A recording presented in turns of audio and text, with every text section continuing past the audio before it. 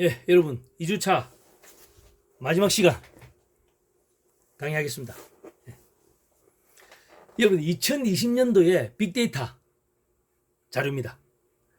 우리가 1초에 만들어진 데이터가 140만 기가바이트입니다. 그죠? 이걸 우리가 앞에 있는 수의 명칭에 비교해서 바꾸면은 1395 테라바이트. 그죠? 그 다음에 테라 위에가 뭡니까? 여러분들 그 교재 62페이지 한번 보세요. 62페이지 보시면은 테라 위에 페타입니다. 페타. 그죠? 1.3 페타예요. 1.3 페타. 하루 1초에 만들어지는 빅데이터의 용량이 1.3 페타바이트입니다. 그죠? 그게 다 곱하기 이제 60을 하면 1분이 되겠죠? 그죠? 그럼 이거는 83.7 페타바이트. 1시간으로 하면 곱하기 60을 하면 되겠죠? 60 하면은 얼마 됩니까? 5 엑사바이트네. 엑사바이트. 페타 위에가 엑사입니다. 엑사바이트. 하루니까 곱하기 24 하면 되겠죠? 24면은 120 엑사바이트. 1년 하면 곱하기 360 하면 되겠죠? 360 하면은 44 제타바이트입니다. 제타바이트. 44 제타바이트고, 이걸 이제 최고 용량이 그 단위가 큰 요타로 하면은 0.04 요타바이트입니다. 예. 그러니까 빅데이터 하루 1초, 1분, 하루 이렇게 만들어진 데이터가 지금 어마어마하게 많은 데이터가 지금 제너레이션 되고 있다는 뜻입니다. 그죠? 생성되고 있다는 뜻입니다. 예. 이건 넘어가겠습니다. 예. 요거는 지금 조금 우리 역사를 좀 보는 건데요. 삼성전자 반도체 개발사, 삼성전자가 이제 84년도부터 실적으로 이제 개발을 이제 시작한 게 64K 디램입니다. K 디램부터 쭉 진행된 거. 여기서 관심 있게 봐야 될 게 뭐냐면 디자인 룰입니다. 디자인 룰이 이제 뭐냐 그러면은 우리가 1디램이 뭐라 했습니까? 트랜지스터 한 개하고 캐패시터 한 개가 합쳐진 게 1디램이라고 했죠. 그죠? 그럼 트랜지스터의 크기가 뭐냐? 트랜지스터의 크기가 디자인 룰이라고 하는 요 값으로 우리가 보통 통칭됩니다. 통칭. 그래서 64K 디램은 뭐냐? 트랜지스터 한 개 크기가 2.4 마이크로메다라는 뜻이에요. 트랜지스터 크기 하나가. 그래 해야만이 가로 세로 그 작은 칩 내에 64K면 몇 개입니까? 64,000개의 트랜지스터가 들어갈 수 있다는 뜻입니다. 그죠? 그 다음 이제 트랜지스터가 이제 디자인 룰이라고 하는 거, 디자인의 그 룰이 결국은 트랜지스터의 크기라고 보시면 돼요. 그래서 1.1 마이크로라고 계속 쭉 줄어들고 있죠. 그죠? 근데 지금 이게 얼마까지 왔다는 겁니까? 7나노. 7나노면은 마이크로메다로 한 사람은 얼마입니까? 0.007. 그죠? 1000분의 7이니까 0.007 마이크로메다. 요게 7나노입니다. 그죠? 예. 요건 180나노죠. 그죠? 180나노. 180나노가 0.018 마이크로메다입니다. 예. 그러니까 지금 7나노니까 여기서도 거의 180에 치니까 얼마입니까? 30분의 25분의 1 수준으로 더 다운된 거죠. 그죠? 예. 그 정도 크게. 그래서 디자인 룰은 뭐냐? 우리가 아까 학습효과에서 보면 그림이 여러 생겼었죠. 그죠? 요거 이렇게 이제 사각형으로 되어 있는 거죠. 요 폭을 우리가 보통 디자인 룰이라고 그래요. 디자인 룰. 연구소에서는 디자인 룰이라고 그러고 제조 공정에서는 선폭이라고 그래요. 두 개가 같은 의미입니다. 그 대신 이제 연구소에서 부르는 용어하고 제조 공장에서 부르는 용어가 달라요. 선폭, 디자인 룰 같은 뜻입니다. 이 선의 폭이란 뜻이에요. 이 측면도죠. 위에서 보는 거, 위에서 보면은 이게 선처럼 쭉 이렇게 길게 돼 있어요. 그래서 마치 선의 폭을 갖다 의미한다. 선폭 됐습니다. 여러분, 요게 트랜지스터의 크기를 좌우하는 디자인 룰이라고 보시면 돼요. 그럼 알겠죠? 아, 요게 트랜지스터와 관련되겠구나. 대충 요 정도는 여러분들 감을 잡았죠? 예. 예, 생활 속 반도체는 우리 아까 크게 스마트 들어간 건 다 반도체와 관련됐다 그랬죠. 그래서 우리가 좀 구체적으로 휴대폰의 그 사양을 보면은 이게 좀 갤럭시 노트 9이 좀 몇 년 됐죠. 램 사이즈와 롬 사이즈라는 게 있습니다. 사양에 우리가 인터넷 들어가서 제품 사양에 보면은 램 사이즈는 뭐냐면 디램이라는 뜻이에요. 디램의 사이즈가 8기가바이트입니다. 그죠? 롬 사이즈는 뭐냐? 이 낸드 플래시. 예? 이는 512GB. 확실히 용량이 좀 차이가 나죠. 그죠? 이렇게.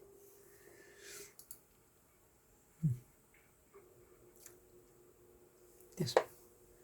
디스플레이도 트랜지스터예요. 디스플레이도 TFT 트랜지스터. TFT가 뭐냐면 씬-필름 트랜지스터 약입니다. 그죠? 디스플레이도 트랜지스터입니다. 트랜지스터는 의미는 뭐냐? 반도체의 의미를 가지고 있다.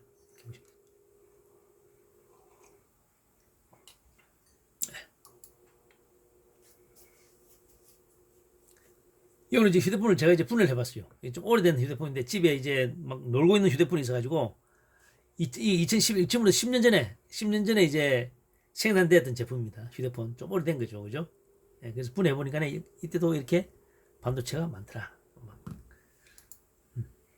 이건 갤럭시 노트 8, 예? 노트 8에 대한 반도체. 예. 이 2020년도 갤럭시 S21 5G 제품이죠. 예.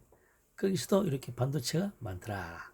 그래서 반도체가 보통 반도체가 스마트폰에는 한 40개 정도가 있다 그랬죠, 그죠?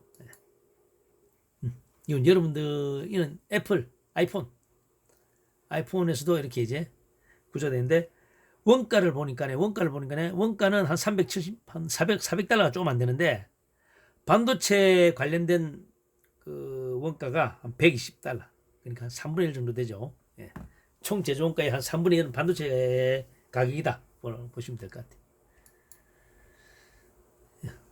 낸드 플래시가 어디에 사용되고 있는지, SSD, 그죠? 마이크로 SD 카드, USB도 마이크로 낸드 플래시입니다. USB 잭, 그 다음에 뭐 MP3, 오래됐네. MP3 한 거예요. 좀 오래된 거네, 그죠? 예.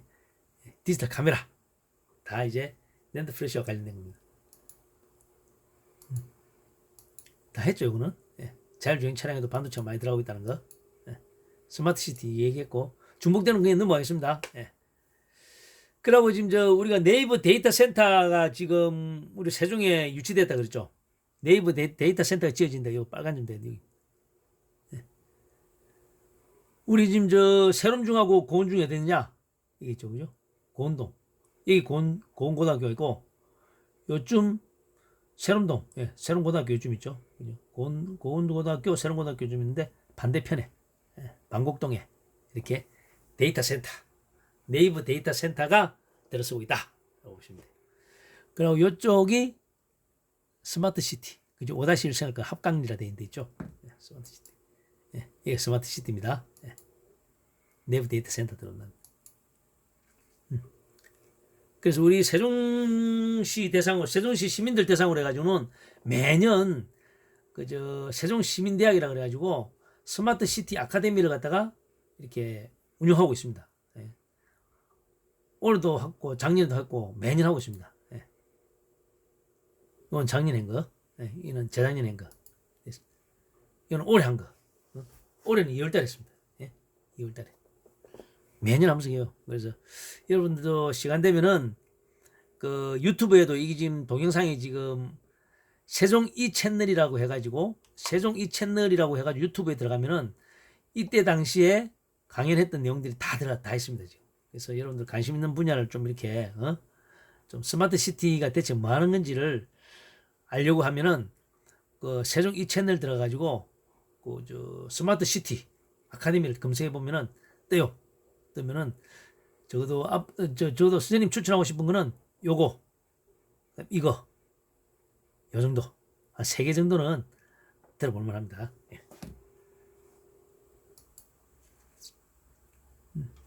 올해 4월달에는 스마트 시티 국제 포럼도 했습니다. 우리 세종에서. 예. 넘어가겠습니다. 그러니까 세종이 반도체가 뗄래야 뗄 수가 없습니다. 왜? 세종시 자체가 스마트 시티니까, 그죠? 이런 것들이 세종시에 지금 다 지금 만들어지고 있다는 뜻입니다. 예, 요거. 이건 이제 우리 아까 삼성전자와 SK 하이닉스 공장이 어디 있는지 간략하게 그림을 그린 겁니다. 이렇게 빨간색으로 표시되어 있는 거는 SK 하이닉스, 이렇게 파란색으로 되어 있는 거는 삼성전자. 이 세종이 여기 있네요, 그죠? 예. 그래서 평택, 화성, 천안 이게 있고 SK 하이닉스는 청주, 이천 이렇게 들어가 있습니다. 자세히 좀 볼까요? 요거는 이제 미국의 실리콘밸리라는 얘기 들어봤죠? 그죠? 실리콘밸리라는 게 결국 반도체에 관련된 거죠. 그죠? 실리콘. 그래서 미국은, 우리나라는 이렇게 수도권 근처로 해가지고 반도체 공장이 이렇게 몰려 있지만은,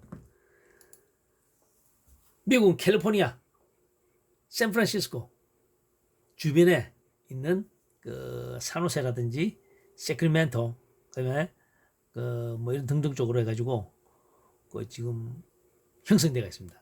실리콘밸리가. 그래서 어떤 게 있냐? 이렇게. 팔로알토라든지 마운틴뷰 이런 쪽으로 해가지고 세계 그 대단한 회사들이 다 있는 거죠. 뭐 테슬라, 델, 그다음에 엔비디아, 선, 그다음에 인텔, 애플, 구글 이런 회사들이 이쪽에 포진해가 있는 거죠. 이쪽에 실리콘밸리 쪽으로. 그래서 우리도 이제 뭐 실리콘밸리도 뭐 우리가 좀 벤처마킹해서 대덕밸리를 해가지고 대전 인근에 세종시가 바로 붙어 있죠. 세종시가 붙은 대덕 쪽으로 해가지고 실리콘밸리를 벤처마킹 해가지고 만들었어요. 언제? 73년대, 한 50년대 쪽, 50년 전에 만들었습니다. 만들어가지고 이쪽에 그 대기업의 그저 연구소 단지가 많이 들어있죠, 그죠? 들어있는데 실리콘밸리 정도의 명성은 아직 갖지 못하고 있죠, 그죠? 그게 좀 안타깝습니다, 그죠? 우리나라는 수도권에 사람들이 너무 많이 몰려 있어, 그죠? 너무 많이 몰렸습니다. 수도권에 있는 사람들을 어떻게든 지방으로 좀 이렇게 내려와서 균형 발전할 수 있는 그런 시스템이 돼야 국가 경쟁력이 좀 올라가지 않겠나 생각이 듭니다. 그래서 여러분들도 그 반도체, 세종시를 반도체의 그 우리나라의 실리콘밸리처럼 한번 만들어 보세요. 만들어 가지고 좀 국가가 이래 발전할 수 있는 그런 기회가 됐으면 합니다.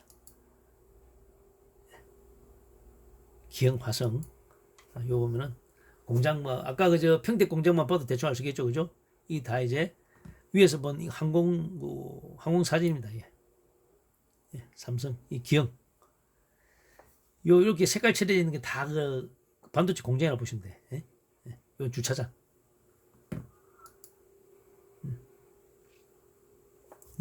축구장 하고 공장비 아까 그거보다 좀 작죠, 그죠? 평택은 그러니까 공장이 이제 최첨단 라인으로 가면 갈수록 공장이 커져요. SK 하이닉스 2000, 경기도 이천의 SK 하이닉스는 건물 위에 이렇게 회사 마킹을 이렇게 표시해놨습니다. 이렇게. 청주에 있는 공장, 최근에 그저 3년 전에 그 준공했던 회사가 이겁니다. 이 문재인 대통령이 웨이프에 글 쓴 그 사진 봤죠? 요 공장 준공할 때 간 겁니다. DB 하이텍, 이는 충북 음성에 있죠.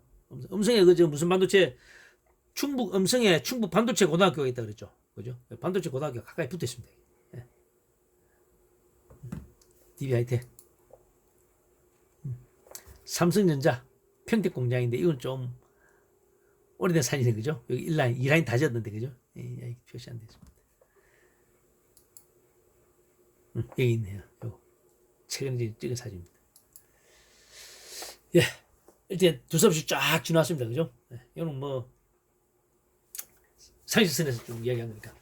그래서 이건 이제 반도체 용어입니다, 여러분들. 반도체 용어인데 반도체가 그 트랜지스타의 크기가 계속 줄어들고 있었죠. 우리가 삼성전자 그 개발사를 쭉 봤을 때. 그래서 지금 얼마까지 내려왔냐? 7나노까지 내려왔습니다. 그죠? 7나노까지 내려와가지고 반도체를 이렇게 생산하려고 그러면은 그 주변의 환경, 반도체를 만드는 그 공장의 그 주변 환경이 얼마나 청정해야 되겠습니까? 그죠? 그래서 반도체 공장은 반도체 칩을 만드는 공장의 청정도를 갖다가 측정하는 그 단위가 있어요. 클래스라는 단위를 쓰는데, 이 뭐냐 그러면은 가로 세로 높이가 1피트. 그러니까 이제 우리가 보통 30cm라 그럽시다. 1피트 30.48cm니까 가로 세로 높이가 30cm 자 정도 되는 그 공간에 0.5 직경이 0.5 마이크로미터 이상인 거. 그러니까 초미세먼지도 2.5 마이크로메다 했지 않습니까? 그죠? 초미세먼지보다 더 작은 먼지가 10개 이하로 있어요. 10개 이하로 있을 때 클래스 10이라고 그래요. 근데 그런 먼지가 100개 이하고 있으면 어떻게 돼? 클래스 100. 그런 먼지가 한 개 와 있어. 한 개 이하가 있으면 클래스 1. 이게 1000개 이하가 되면은 클래스 10, 클래스 1000 이렇게 되겠죠. 그죠? 클래스라고 하는 게 이제 반도체 공장의 그 내부 청정도를 갖다가 이렇게 측정하는 단위입니다, 여러분들. 클래스. 기억하세요. 클래스. 그래서 반도체 공장은 보통 그 클래스 10 수준입니다. 클래스 10. 청정도가. 그 정도로 깨끗하게 유지돼야 됩니다. 그래야 7나노나 그 정도 되는 수준의 반도체를 갖다 불량 없이, 그죠? 양품으로 제조할 수 있겠죠.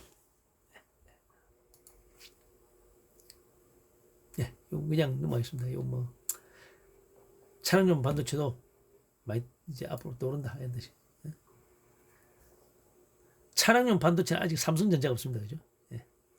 차량용 반도체는 그저 여러분들 그 아까 동영상 있죠? 1시간짜리 동영상. 그거 보면은 삼성전자가 왜 생산 안 하는지 이유가 나와 있습니다. 예. 이거 보시면 참조될 거예요. 요거는 삼성전자가 1년 동안 벌어들이는 그 돈이 얼마인지, 그래야 공장 하나 짓는데 20조 이상 투자된다 그러지 않습니까? 그렇게 어마어마한 공장을 투자할 수 있는 여력은 뭐냐? 그 정도 돈을 번다는 뜻이죠. 그래서 2000년도 작년 1년 동안 벌어들인 순이익, 영업이익이 얼마냐? 36조. 36조를 1년 동안 벌었습니다. 그러니까 뭐 20조, 40조를 투자할 수 있는 거죠. 그죠? 매년 이 정도 보니까 은행이 얼마나 지금 돈이 많이 저축돼가 있겠습니까? 사내 보유금이라 그러죠. 사내 보유금이 삼성전자가 제가 알기로는 한 100조가 넘습니다. 100조가. 돈은 이렇게 버는데 쓸 데가 없어가지고 계속 은행에다 저축해 놓는 거죠. 여러분들 보세요. 100조를 은행에다 저축해 놓으면은 은행 이자가 1%라 그러면 1년에 얼마가 이자가 붙습니까? 은행에 100조를 넣으면 1년에 1조가 이자예요. 1조가 이자. 가만히 넣기만 해도 1조가 이자가 생기는 거예요. 아, 이거 그 이자에 한 100만 원만 나한테 주면, 그죠? 얼마나 좋겠습니까? 예. 삼성전자. 요새 그제 애플도 마찬가지죠. 이제는 IT 기기 회사가 이제 자동차 쪽에도 투자를 많이 합니다.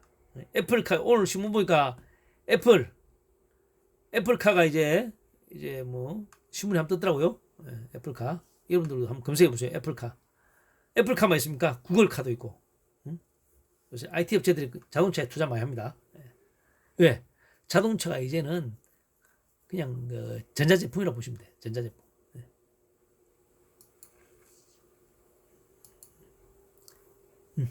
이는 SK 하이닉스. SK 하이닉스는 1년에 어느 정도 벌냐? 1년에 어느 정도 벌냐? 삼성전자가 벌어들이는 그 순이익에 한 이 나와있네요, 그죠? 분기로 나와있네. 작년 4분기 때 영업이익이 얼마예요? 9조네, 9조. 그죠? 단위가 뭐지? 단위가 10억이네. 아, 10억이니까 10억, 100억, 1000억, 조, 1조네, 1조. 4분기 때 1조를 벌었어.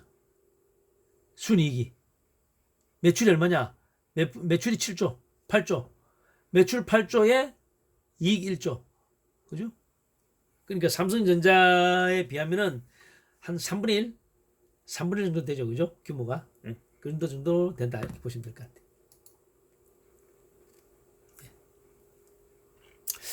이거는 지금 3년 전에 세미콘 코리아에서 행사에 삼성전자 반도체 연구소장인 강호규라고 하는 부사장이 기조연설한 내용입니다. 한 3년 정도 지났지만은 내용이 괜찮은 것 같아요. 그것도 제가 그 동영상을 보조 자료에도 올려놓을게요. 보조 자료에도 올려놓으면은 관심 있는 분들은 한번 보세요. 이분이 지금 연구소장인 이분이 강조하는 게 뭐냐 그러면은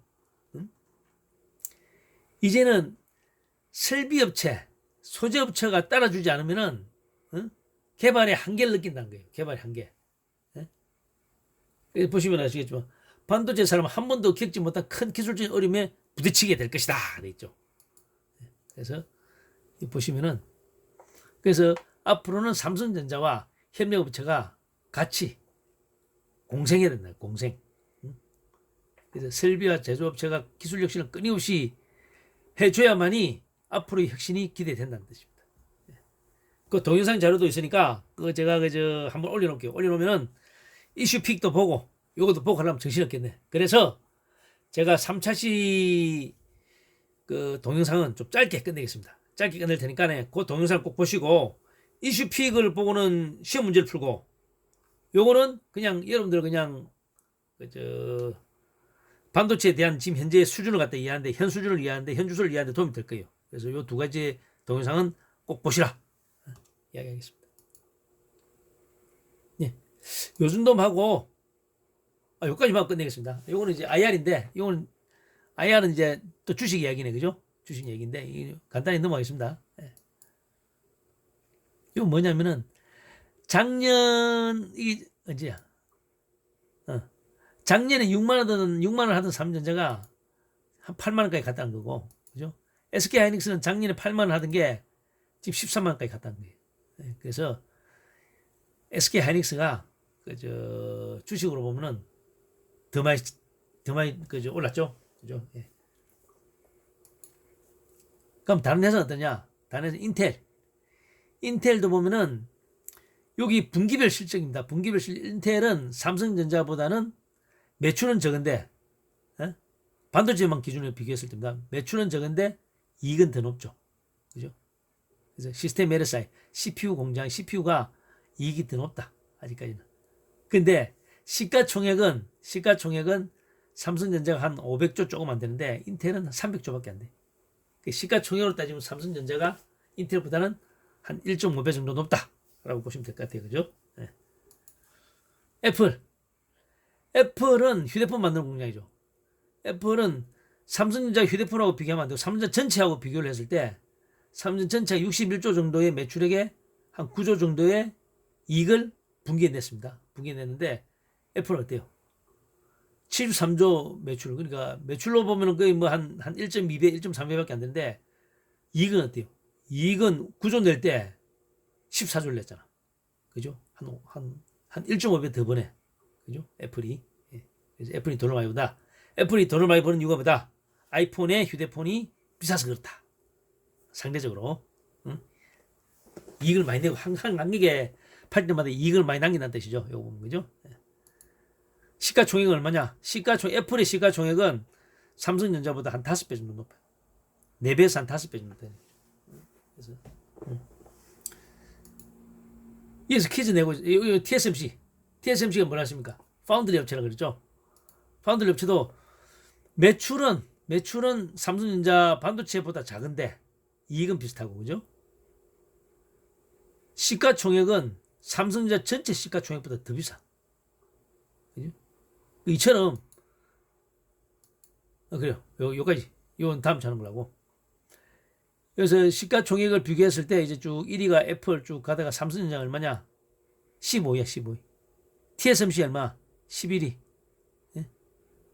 정도입니다. 그럼 이렇게 애플하고 삼성전자하고 매출은 비슷하고 이익을 조금 더 낼 뿐인데 왜 시가총액은 4배 이상 차이가 날까요? TSMC는 삼성전자보다 매출은 훨씬 더 작은데 오히려 시가총액은 삼성전자보다 더 높아요, 그죠? 왜 이런 현상이 생길까? 여러분들 숙제 오늘 너무 많은 거 아니야? 여러분들도 숙제 너무 많아서 숙제란 개념이 이거 뭐 해도 그만 안 해도 그만이에요. 근데 이제 여러분들이 한번 생각해 보라는 뜻이에요. 왜 삼성전자하고 애플은 매출은 비슷한데 시가총액은 회사의 가치는 왜 애플이 4배가 더 높냐 이거지. 예? 그러니까 TSMC는 매출은 돈은 우리 삼성전자보다 훨씬 못 버는데 훨씬 아니죠. 못 버는데도 왜 회사 가치는 삼성전자보다 더 높냐 이거지. 억울하잖아요, 그죠? 그래서 왜 그랬는지 여러분들 한번 고민하셔가지고 여러분들의 생각을 수기 작성하에 한번 기록해 보세요. 제가 그거 보고 여러분들의 생각을 한번 알고 싶어요. 진짜 여러분들은 이걸 오늘 처음 접했지 않습니까? 소식을, 그죠? 그럼 삼성전자하고 애플, 삼성전자하고 TSMC하고 왜 시가총액을 여러분들 이렇게 얘기하죠. 시가총액은 그 회사의 그 현 가치라고 보시면 현재 가치를 갖다가 이제 금액으로 환산한 거라고 보시면 돼요. 예. 그래서 이렇게 매출이라든지 순이익은 삼성전자와 비슷하거나 더 작은데도 시가총액은 왜 이렇게 높은지 그걸 여러분들이 한번 고민해 가지고 수기 작성에 꼭 좀 기록해 주세요. 예. 여러분들 생각을 한번 보고 싶습니다. 그래서 3차 실습은 제가 한 25분 정도만 하고 끝낼게요. 그래서 여러분들 이슈픽이라든지 그다음에 4차 산업혁명에 대한 그 반도체 연구소장이 올린 그 동영상 있죠. 그걸 제가 보조자료에다 같이 올릴 테니까 그 같이 보고 한번 같이 고민하는 시간을 가졌으면 좋겠습니다. 예, 이상입니다. 예.